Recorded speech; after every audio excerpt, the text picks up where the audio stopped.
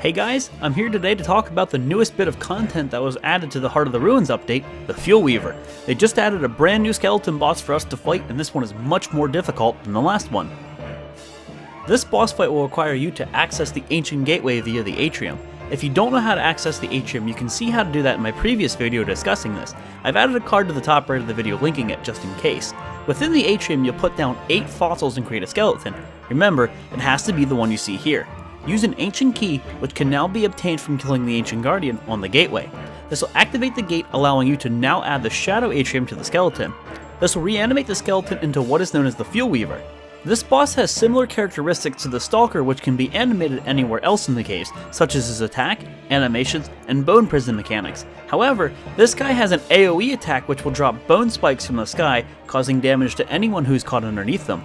After you deal a fair amount of damage to the FUELWEAVER, he'll put up a barrier that you cannot damage him through. He will also summon woven shadows from time to time, and I believe when he consumes these, he heals himself. Kill these creatures before he can make use of them. In order to do damage to this boss during this phase, you'll need to attack the unseen hands that are only visible when you're insane.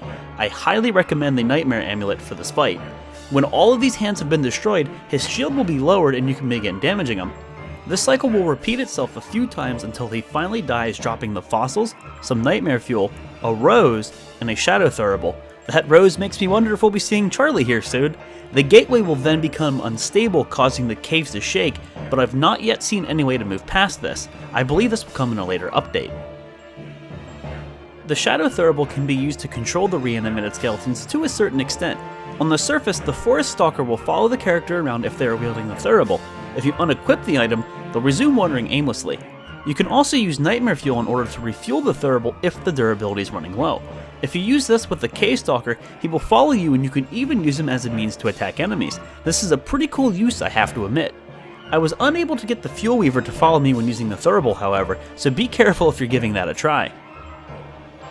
That's gonna wrap up things for this video, guys. I just wanted to give you all a brief overview of the latest update to the Heart of the Ruins update. I gotta say, I'm really liking what they're doing with these patches. This stuff gets more and more interesting with each update. Here's hoping that we get to see Charlie behind that portal. If you liked the video, be sure to hit that like button as it does help me out. Thanks for watching, everyone, and I'll see you next time.